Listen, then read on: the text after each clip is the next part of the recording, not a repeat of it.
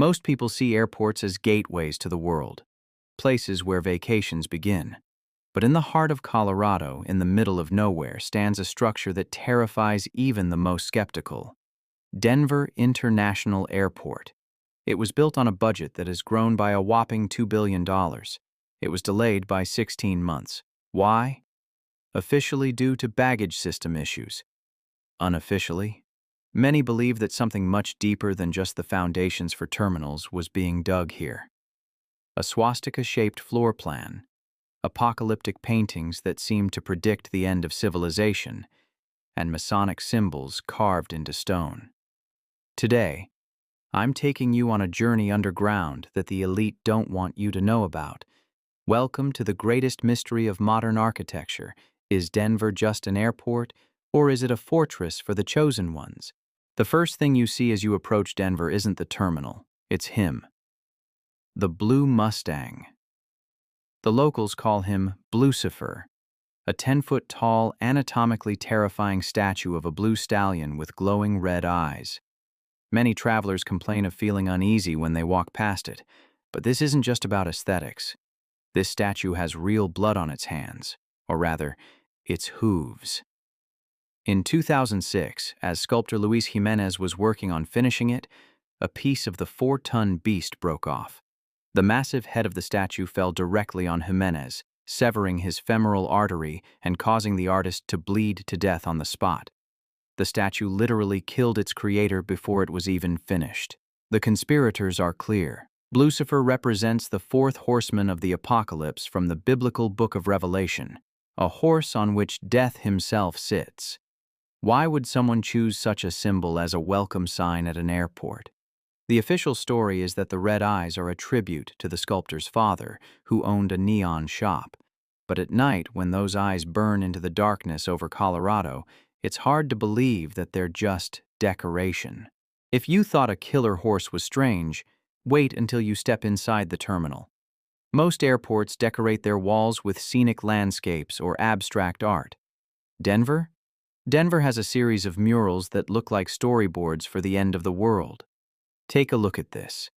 A massive figure in a gas mask, wearing a uniform that chillingly resembles a Nazi soldier, holding a machine gun in one hand and a giant scimitar in the other. The tip of that blade is stabbing a dove, the universal symbol of peace.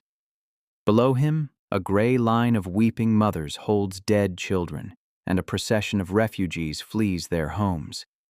The official title of this piece? In Peace and Harmony with Nature. After the chaos and the gas masks, we see this: the aftermath. Many see it as the final stage of a global takeover. Look at the center, a boy hammering a sword into a tool. It looks peaceful, but look closer at the children. They are handing over their national flags, wrapped in bundles. Is this a celebration of unity, or the visual representation of the death of independent nations? The giant soldier lies dead at their feet, his mission of cleansing complete. We are looking at a world with no borders, no flags, and no resistance. A new world built on the ashes of the old one. Is this a dream of future peace, or a warning of a silent conquest? To a German boy, is it a symbol of the world uniting under a single authoritarian rule? And then, there's the weirdest detail of all. On the floor near the murals, you'll find the etched symbols AU and AG. A chemist would tell you they stand for gold and silver. But one of the airport's original donors allegedly claimed it's a shorthand for Australia antigen, a deadly strain of hepatitis that could be used as a biological weapon. A coincidence? In Denver, nothing is ever just a coincidence. Seriously? Does this look like harmony to you? Conspiracy theorists see a clear message here. This is a roadmap for global depopulation, a biological war that destroys the old world to make way for a new world order.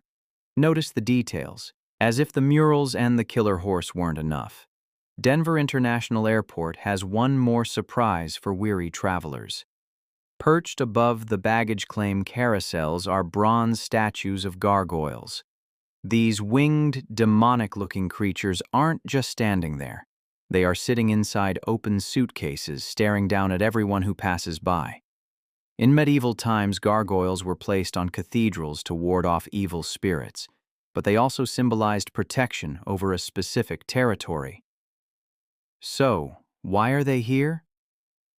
The official explanation from the airport is that they are Notre Denver, a playful nod to the Notre Dame Cathedral, meant to protect your luggage from being lost. But conspiracy theorists don't buy the joke.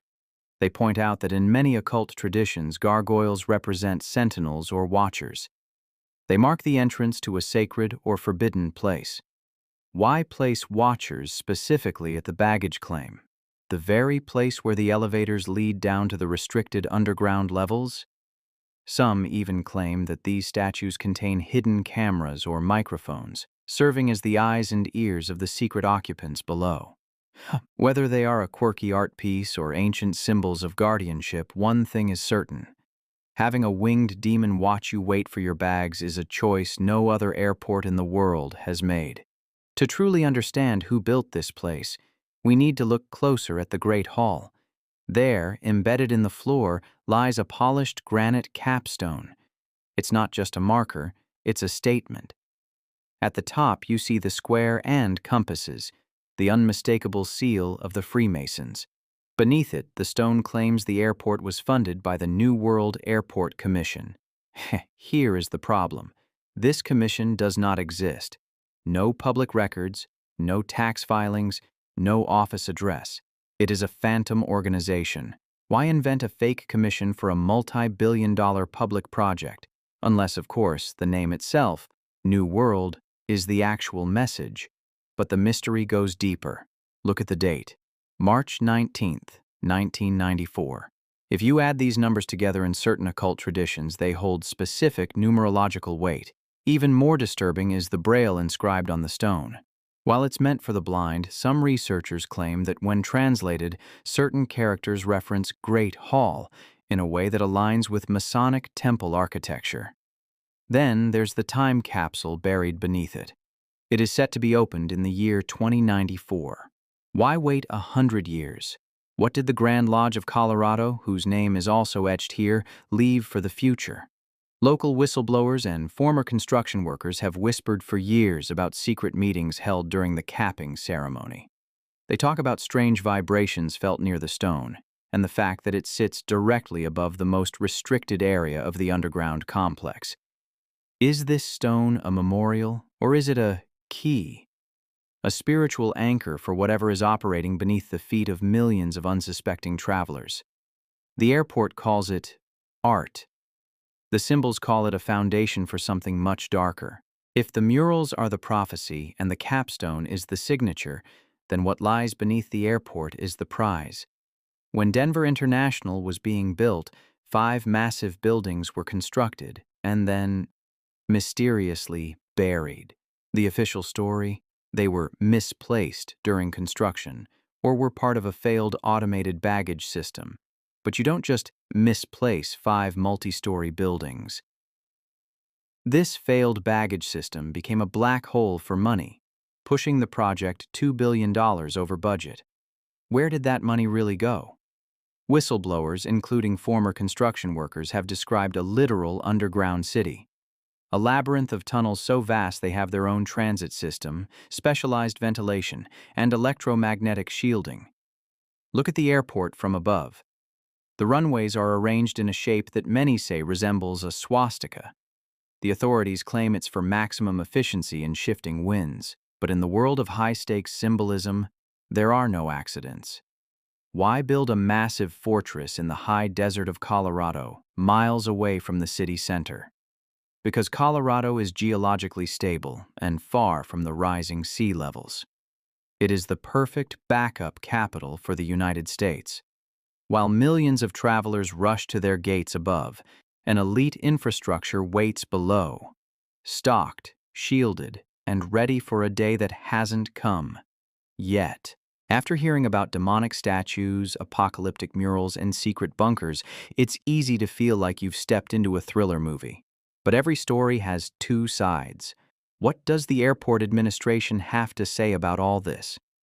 According to official records, the massive budget overruns weren't for bunkers, but for the baggage system from hell.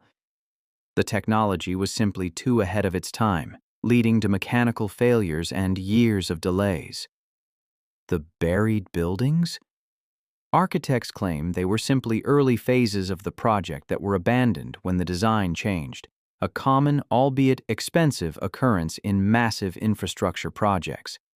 As for the swastika-shaped runways, aviation experts point out that this staggered design is the most efficient way to allow multiple planes to land and take off simultaneously without crosswinds interfering. It wasn't built for symbolism. It was built for wind and the art. Leo Tanguma, the muralist, has stated many times that his work is about the triumph of peace over war. He claims the scary imagery is meant to show the horrors of the past, so we don't repeat them in the future. Even the gargoyles are marketed by the airport as protectors of luggage, and the airport has leaned so far into the conspiracies that they now use them for advertising. But here is the question. Is the airport using humor to hide the truth in plain sight? Or is this just a case of bizarre architecture meeting an overactive public imagination? We have looked at the evidence. The blood on the hooves of a blue horse, the symbols of an elite secret society, the murals that seem to predict a dark future, and the tunnels that officially lead to nowhere. Is the Denver International Airport a masterpiece of modern engineering and eccentric art? Or is it a $2 billion fortress waiting for a day when the world as we know it ends? The blueprints are public, but the secrets remain buried deep in the Colorado soil. Now, the choice is yours. Are these just coincidences, or is something massive operating right beneath your feet next time you wait for your flight? Look closer at the walls, listen to the hum of the tunnels, and tell me in the comments, are you Team Logic or Team Bunker? Don't forget to subscribe for more deep dives into the world's greatest mysteries, because sometimes the truth isn't just out there, it's right under our feet. If you enjoyed this deep dive, make sure to hit that subscribe button and smash the like button.